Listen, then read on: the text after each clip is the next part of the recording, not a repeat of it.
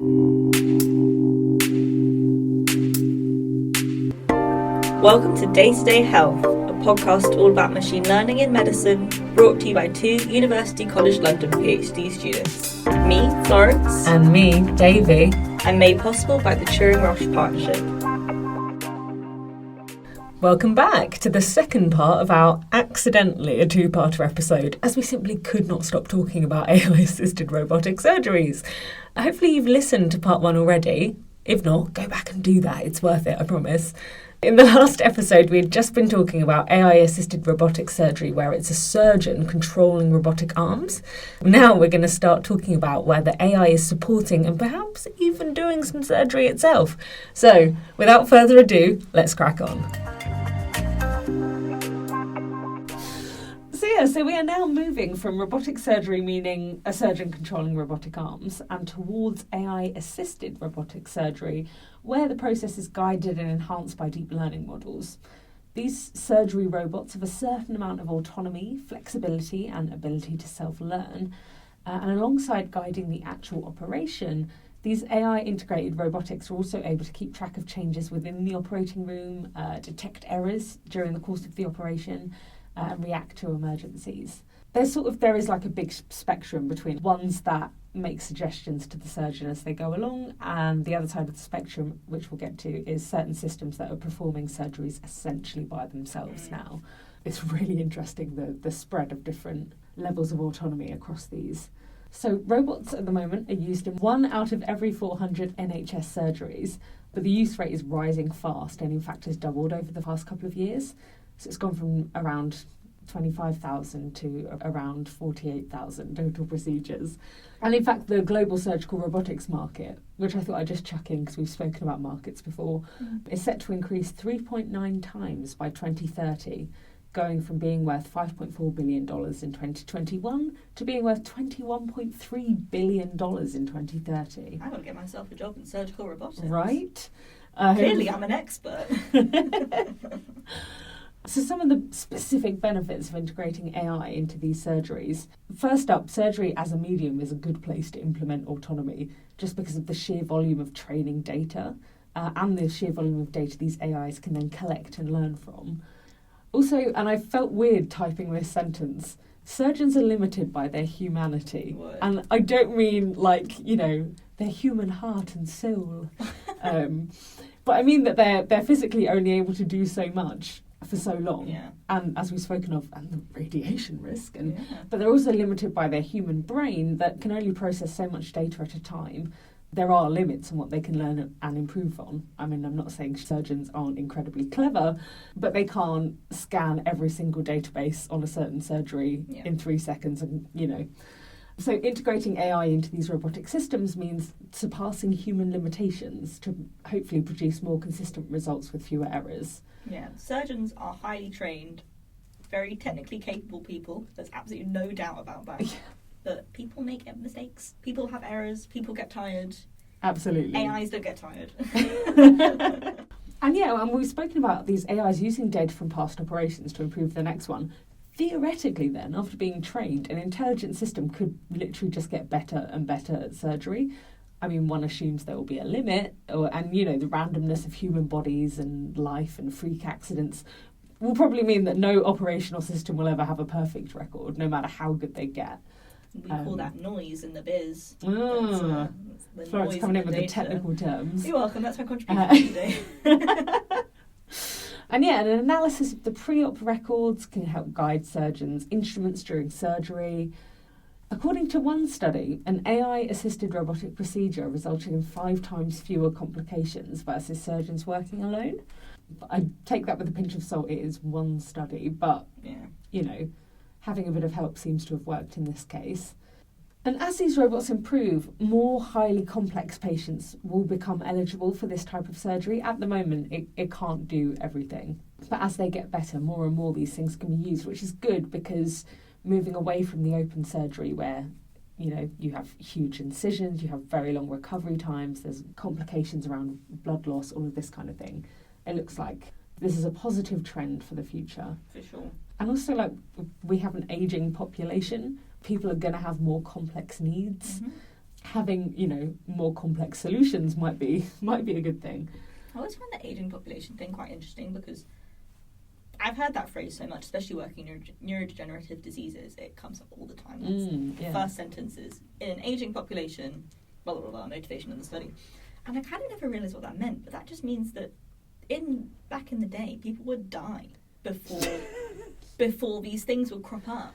Yes, yeah, no, you're right. Like, sorry, I don't know why I found that so funny. I actually just never thought about that. That's really what that means is like, well, yeah, a lot of people didn't have dementia because people were like killed by an arrow before they got the chance to develop dementia. I just like the actual mechanics behind it had kind of been lost on me until I sat down and was like, this might not be for the podcast. I just find it quite interesting. But you're right, though. The more people still alive, like every year, the chances of like having these complications, these illnesses, these diagnoses, it cumulative over time. Chaos within the body. Yeah. Entropy. Yeah, pretty much. Anyway, I won't go through all of these because I've already mentioned most of them, but there was this Forbes article in 2023 by a Dr. Joseph Nathan. And one of the things he said that is an advantage of bringing AI into surgery, he said the ability to redefine surgical care. And he seemed to be talking about closing a gap that AI could lead to people who didn't have access to surgical care being able to access it more readily. But I kind of feel like, I don't know, that remains to be seen. For now, it kind of looks like only wealthy areas are going to be able to afford these expensive machines. And I mean, I completely acknowledge, as you sort of mentioned, wider access to surgical AI training tools via things as wild as the Steam game, But yeah, we're starting to venture into the realm of telesurgery, which as a way of like bridging the gap. The tech isn't there yet, and I'm going to speak on this a bit more in a bit, but like, imagine a surgeon operating on you from another country and then the connection fails or the internet drops out, like carnage. Oh my god, you're on mute or something. The surgeon the other end. So yeah, I think there are loads of benefits for this, and then I think we also get a little bit too giddy. So I realise I'm sort of parroting on here, but a couple of examples of some actual robotic surgery tools. So one that I included here just because I think it sounds really cute, like a good scientist, is Heartlander, who is a mini robot that assists heart surgeries. And it enters a small incision on the chest to perform mapping and therapy over the surface of the heart. You're pulling such a face, and I don't know why I find that really cute, but I do. It's super cute. I love the name. Mini robot, obviously cute, like if you say anything small.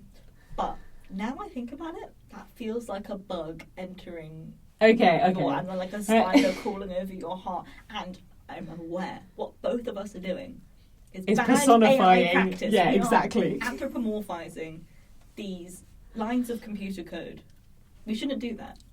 But this is both cute and creepy to me. But none of the, we shouldn't describe AI as cute and creepy. We absolutely shouldn't. It is very unprofessional, and yet. Well, the next one I chucked in there again because I was like, oh, guys, you have the best name. So this is the T-Solution 1 device, which prepares human limbs for joint replacements, according to a surgeon's plan. Boring name. But I chucked it in there because it used to be called RoboDoc. Well, obviously, that's so much better. It's Why did so they change much better.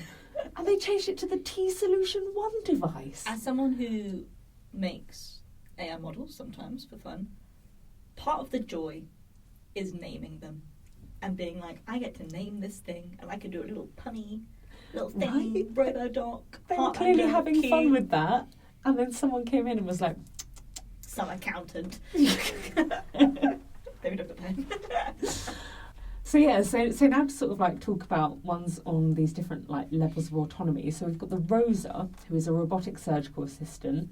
Again, female name, anyway. Interesting. And it's used for knee surgery and implants. And basically, Rosa does the preoperative virtual planning. It also gives real-time assessments during surgery, manages changing variables during surgery. This is a fun word. It robotizes positioning of cutting guides to allow the surgeon to use the saw and cutting instruments easier. It's just a quick, cut here, boss. I guess, is it what it's saying there is a surgeon can't bend their elbow backwards, but a robot can? I mean, if robots have elbows, that's a whole other thing. I do think for some of these, that is kind of essentially what they're saying. Yeah. But yeah, so this one sort of seems to give suggestions. Does planning, suggest where to cut, monitors what's going on. Then we've got the Da Vinci, which is the OG. The Da Vinci robot was introduced in the year 2000. It was the first robot to be approved for laparoscopic surgery and can actually now be found all over the world. And they're used for about 1.5 million operations every year. And in fact, they're considered to be one of the most advanced surgical robots in the world. And newer models are continuing to innovate with AI integration. So one of the ways it's innovating is, so where current surgical robots are providing surgeons with 3D images, usually through like a headset or a console, the latest Da Vinci robots offer a secondary ultrasound view using augmented reality visuals. And the idea is for the robot to be able to identify and highlight information the surgeon might have missed. Kind of similar to what we're seeing in AI used in radiology that we spoke about last time.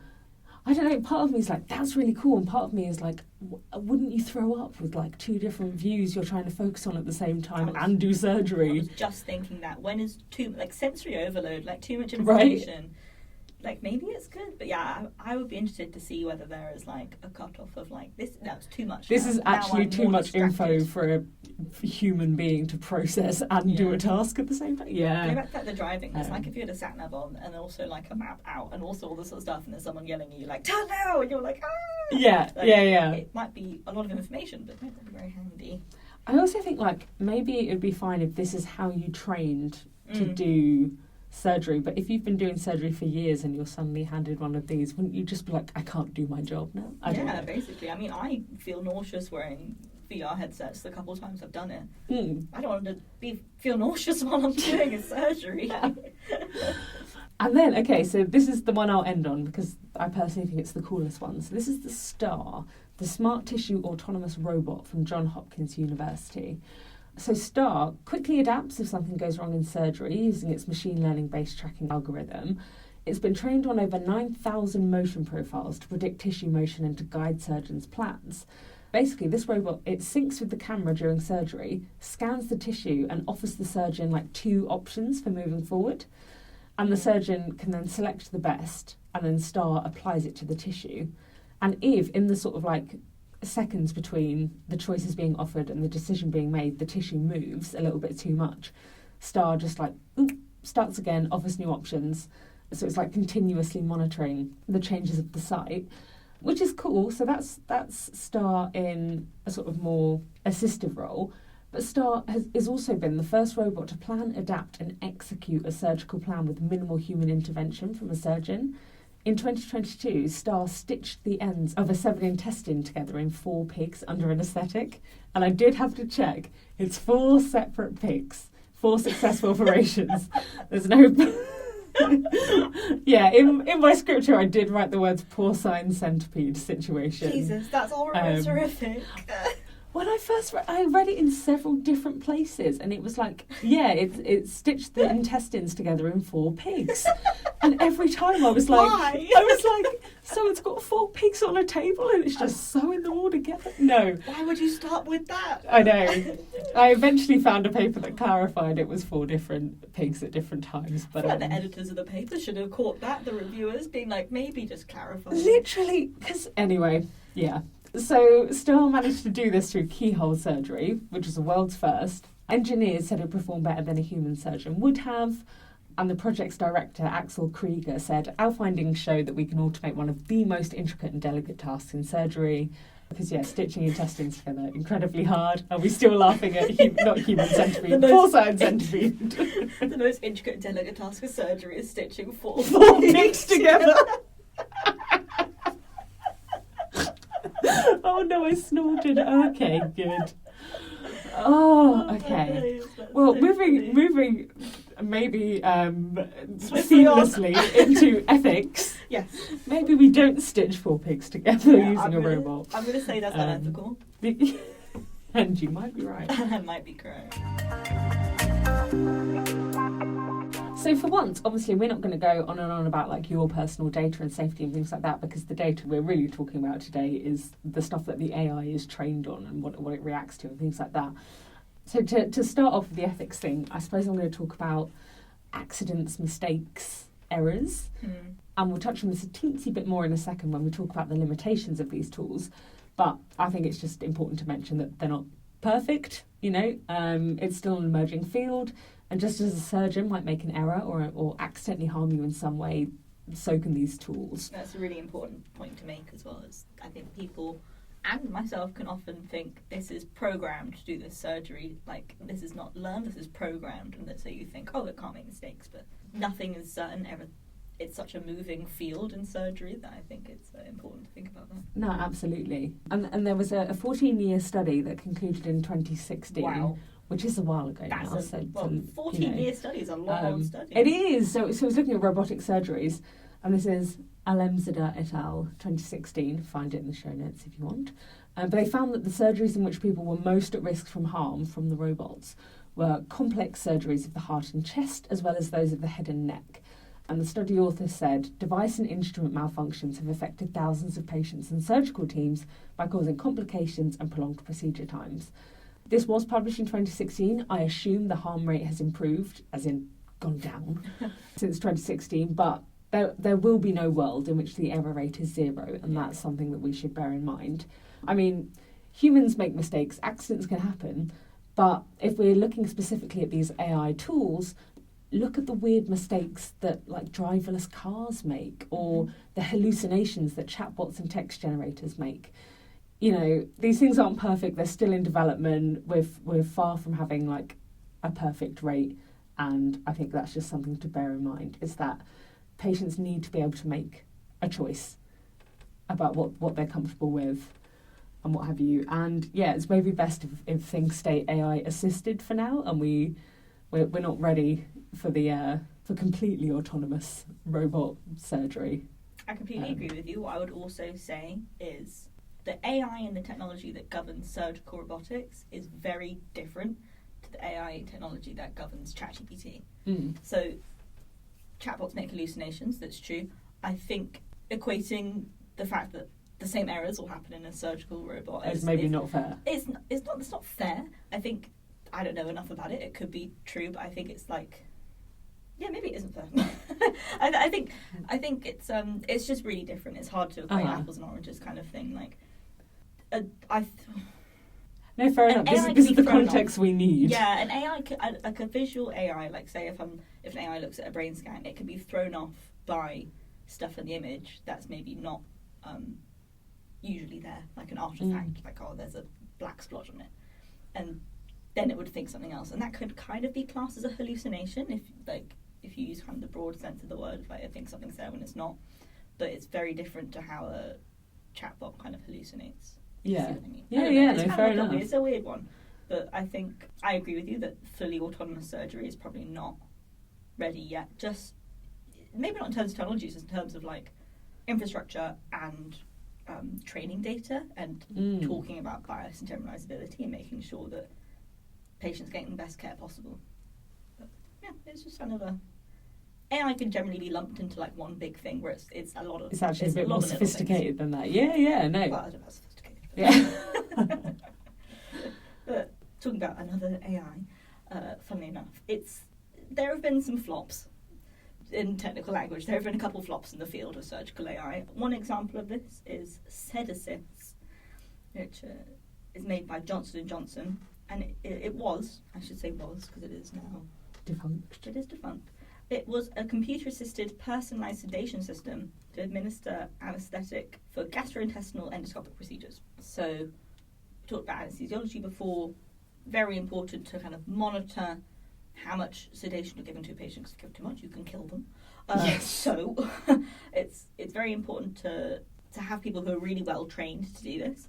And back in 2015, this machine, the sedasys, was going to take the cost of a sedation procedure from $2,000 down to $200, which is amazing. Yeah. That's a huge saving. What's not so amazing is how it was going to do that was by getting rid of the trained anesthesiologist. Anesthesiologists cost a lot of money. I think it's one of the most best paying fields in medicine, because you have to do so much training after medical school to become an anesthesiologist. And what's worse is that the press around the launch of the sedasys, which was gonna, basically replace the anesthesiologist, they actually kind of said this. Johnson & Johnson, or at least articles written about Johnson & Johnson, it's kind of hard to find now. I think they kind of scrubbed the record after this was defunct in 2016. But I think they were saying, this is going to replace the anesthesiologists. Look at you, the board of directors of this hospital. You could save so much money. And it got various societies of anesthesiologists, like professional societies, kind of up in arms and opposing it. Yeah. And like properly I can imagine. Debating it and picketing it and boycotting it. And ironically, so that ended up with the services being defunct, not being rolled out anymore, done. Ironically, Johnson & Johnson have now done massive layoffs in their medtech department. So people kind of lost their jobs anyway, which is it's not a... I'm not picking a side, but it's kind of an interesting kind of balance of the universe in that one. Yeah, no, one of the sad little flops that I suppose we don't hear much about. Yeah, and it's one of the kind of examples that are given to people working in AI and healthcare to say you work with the medicine, not against it. The last sort of thing I'll bring up here, and I will say, I don't want to bang on about this, but like last time we spoke about some like ethics and concerns and things like, will the implementation of these things de-skill our medical professionals? These things are all still in play, but I will bring up that they've just come up with the ideal framework for surgical robots, which stands for Idea Development, Exploration and Long-Term Monitoring Framework, which is a framework that provides practical recommendations for developers, clinicians, patients and healthcare systems looking at ethical use of these surgical robots. And not just ethics, actually, it's meant to consider economic surgical training, the human factor, patient perspective, sustainability. And Hanny Marcus from UCL, who's a lead author on the framework, says it was actually written with patients in mind, which is all well and good, but I would say that these are guidelines, not industry standards or laws. So I don't know who or if anyone is obligated to work within this framework. Also, it might be a bit difficult to retroactively apply these things to machines already existing or in development. But just to say that there are people thinking around these ideas of surgical robotics and ethics, and I'm sure that there will be more sort of publications, and this will develop alongside the field. Yeah, and I think these frameworks are super important and very interesting, and they may seem a bit wishy-washy of make sure your thing does this, but who's really checking? People are checking. It's quite a lot. It's different from thing to thing. There's no blanket thing because academia is completely nebulous. But a lot of grant applications, so this is to get the money to make your surgical robot. They might require you to say, this is how I'm filling out these requirements in this framework, which is now kind of the industry standard for surgical robotics. So that's one way this could be enforced for new. So it could be like a good starting place, basically. Exactly. Yeah. And also, there's a type of academic article called a review article or a systematic review where you'll look back at papers that have already been published and compare them to other things in the literature that are very similar and kind of make a sum up of what is happening in the field then. And quite a common thing for people to do is to look at frameworks and compare the different papers based on the frameworks, kind of, like you said, retroactively looking back at old papers. So this could also be another way where someone could look at some sort of surgical robot and say, oh, they didn't really measure up in this sort of human factor or this patient perspective. And then, judgment could be passed to the past in that sort of way, which is I think frameworks are cool. So we've spoken a lot about the different types of ways that AI can be integrated into surgery. We're going to chat about some of the limitations now. I mean, a simple one is that they might not be available in your area. There's a limited geographical spread, which has a lot to do with like the cost of this equipment. It's also it's not yet suitable for all types of surgeries and all types of patients. So some of the things I saw is that for certain obese patients, certain types of fat mean the surgeon cannot perform the surgeon optimally using robotic tools. A lot of plastic surgery, the procedures are not well suited to robotic surgeons yet. And then certain like patients, trauma patients, not suitable for this sort of thing. And even like people with certain comorbidities, like people with heart trouble or adhesions in the abdominal cavity, things like that, no good for robotic surgery. Yeah, definitely, because it's a fairly new field, as most of these AI technology fields are, there is going to be an element of, I don't want to say the phrase pay to win, but that's what immediately came to mind, which is you need to have the infrastructure in place, you need to have enough kind of research power prestige to be able to collect all the trained data you need to make these surgical robots, to make it viable for your population in your hospital. And you need to have the infrastructure, so the hospital needs to be able to kind of cope with all of the added computing costs. I was going to say space for a robot. I was going to say, you said computing power. Do you just mean like the sheer energy required to...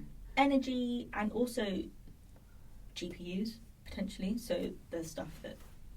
lets the AI think. Exactly.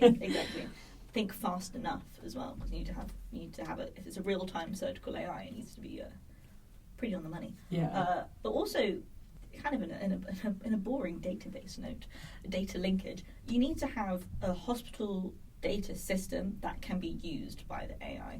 And if you don't have that, and you do a lot of reshuffling to even get a kind of an AI there, that will cost a lot of money. And it'll be a big upheaval. Startup sort of cost. And a lot of boards of hospitals might not be super into that. I was looking at some of these. So the Da Vinci costs about 1.6 million, and so for organisations with like tight budgets like the NHS, that can be prohibitive straight up. But I also found that the training itself is super expensive. One source said it can cost up to 10% of the initial investment in the machine every year. Wow. To make sure everyone is trained up. Yeah, and you're talking about the training of the operators, aren't you? Yeah, not even the training of the AI. Yeah. And so as well as like the machinery and parts being costly, like they're also really prone to supply chain disruptions. Like there was a thing saying in the pandemic, people had half-built robotic surgery arms that they couldn't do anything with because... Yeah, they're physical things, they've got to get built. Exactly. Someone's got to build them. And when you're busy dealing with a pandemic, you don't have time to finish up your fancy robot. Indeed. And there's really long and expensive safety procedures and certifications required, like FDA approval, which is a good thing. Not saying that's not a good thing, but it does mean that development of new AI-assisted robotic surgery tools requires huge amounts of funding, takes a long time before they can actually be implemented in hospitals and start performing surgeries. There is actually AI-specific regulation globally that's sort of impending for autonomous surgical robots, and they will all need to comply with that, and that could be expensive as well. And also, I didn't know this, each device has to gain approval for each new field of surgery it can be used in, one at a time. This will take so much more work for commercial manufacturers to feel like the profit would justify the cost of the research and development. And then we're looking kind of at the economic field of drug discovery and pharmaceuticals, where you have to look at the cost benefit of what you're doing. If a surgery is quite rare and you have to make a whole new robot for it, or you need to gain approval for this new type of surgery that is not very common. If you're a company, would you do it? Yeah. It's kind of the same with developing pharmaceuticals. If no one's really going to take it, or it's going to cost a lot of money, it could save someone's life, but it might not save enough people's life to make business sense. Which is a little brutal, but unfortunately the way the capitalistic system forces us all to be. Yeah, and we've said a couple of times before, with all of these technologies that are being introduced into this age-old field of medicine, could there be an over-reliance on technology? We've talked about kind of the de-skilling of medical professionals, but especially in the application of surgical AI being used for training professionals. We've already touched upon that before with any of our other episodes. And it could be a case that, hopefully not, that trainees could get kind of a subpar training. Yeah. Trainees get training, but they could get a subpar education because it's over-reliant on these surgical AI tools, because if they're cheap and easy, and it means that you can get more students with less teachers. Is that going to produce a cohort of less skilled surgeons? Well, exactly. Or surgeons that haven't touched a body, And you'd hope not, and I don't know enough to say either way. I'm kind of just speculating now, but it's a thought to have. Yeah. Some other limitations I want to talk about briefly was errors, because even with these tools there is still room for human error, especially if the surgeon is less experienced in using the tools. There are mechanical failures. They're rare, but these tools are made up of a huge number of mechanical components and all have the potential to fail. And there are teething issues and I just learned about this, electrical arcing, where electric currents leave the robotic arm and jump to the surrounding tissue. And this can cause unintentional burning from a cauterizing device, basically. Newer models do have safety tools that alert the surgeon when certain instruments have the potential to arc, but that doesn't stop the thing. That just tells the surgeon, it might do the thing, maybe pull the tools away. Oh my god. Yeah. And like there are some other risks, aside from the usual risk of just having surgery. But specific to these tools, there's a risk of nerve damage, which again is rare but can happen due to the position a patient might need to be in for a certain laparoscopic surgery, or compression from the robotic arm during the surgery. Like Compression on the patient? As in, if it's leaning on a certain part of the body while it's doing its thing, it can, cause nerve damage. And I guess usually if that was an actual surgeon, that'd be them leaning on you, and they'd be like, probably shouldn't lean on you. Yeah, and their arm is probably slightly less heavy than a big old metal robot arm. You would hope. And so there was a 2019 study by Sheets and Dimmick saying that serious events from robotic-assisted AI surgery include lacerations, bleeding, complications from patient positioning, retained foreign bodies, and infections. So, leaving odd bits in there, having the patient all scrunched up. Not great. Not great. And this will not come as any surprise to if you've listened to our episodes or know anything about limitations of AI, but we're looking at bias, discrimination, and generalizability. AI models have been shown time and time again to be susceptible to regurgitating bias and discrimination that was hidden inside their training data. Quite a common example of this is facial recognition being really accurate for white men and being very inaccurate for black females. And again, this actually has shown up in medical AI, where technology might recommend poorer care for a black woman than for a white woman, say in breast cancer care or something like that, where it might pick up on less disease, which is terrifying, but something to be aware of, and people are being more aware of it. There are some frameworks and such looking at it now. But looking away from kind of the general area of bias and discrimination, real-time assessment AIs, which is where they're annotating the video as it's happening in the surgery, often allow manual annotations by surgeons to teach them like what is what inside the body. Interesting, yeah. These manual annotations are never going to be 100% correct because they are done by a human.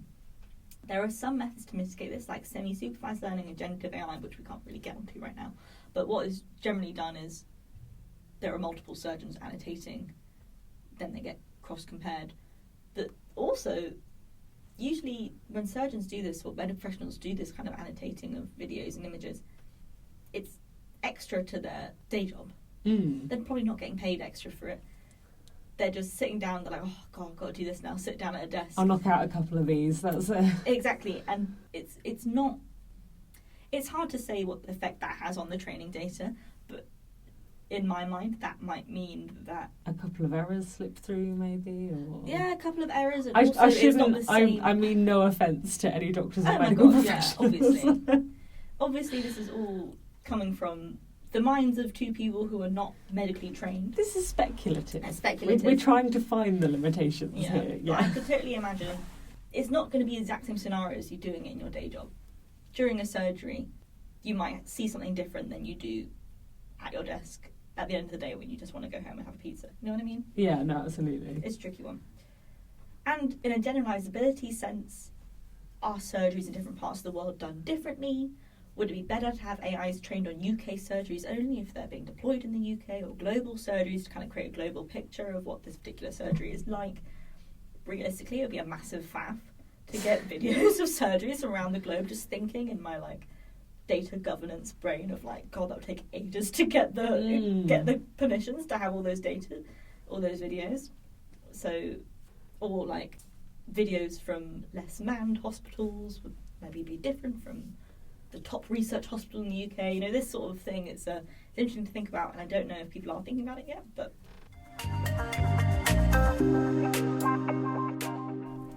So finally, just going to have a very quick ponder on the future of the field. Obviously, we've mentioned these like learning robots will probably continue to get better at the things that they're doing.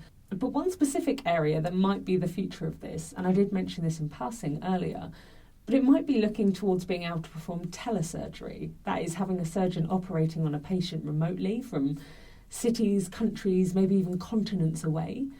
However, it's currently far too risky. Like, the procedure would have to rely on a wired line or some other extremely robust connection, not the Wi-Fi or something that could just drop out. Because if the connection was lost, even temporarily, or even if it just slowed down, the robot could harm the patient. You know, the patient could have an adverse effect if you're just left sort of bleeding on a table. And it has actually been done for research purposes. So in 2001, a doctor, I know, 2001, a doctor in New York operated on a person in France, and this is now called like the Lindbergh operation. And in 2019, a Chinese hospital claimed to have performed the world's first telesurgical operations over a wireless 5G network. The source I read said claimed. Maybe they did, maybe they didn't, who's to say. I like that it's claimed, though. That's so funny. It's mysterious, isn't it? There's no evidence. It's just a claim. And so Jin Kang, who was a professor of electrical and computer engineering at Johns Hopkins University, summarised the issues like this. The communications, the internet, the power source, many things could be unstable. I think that's always an issue.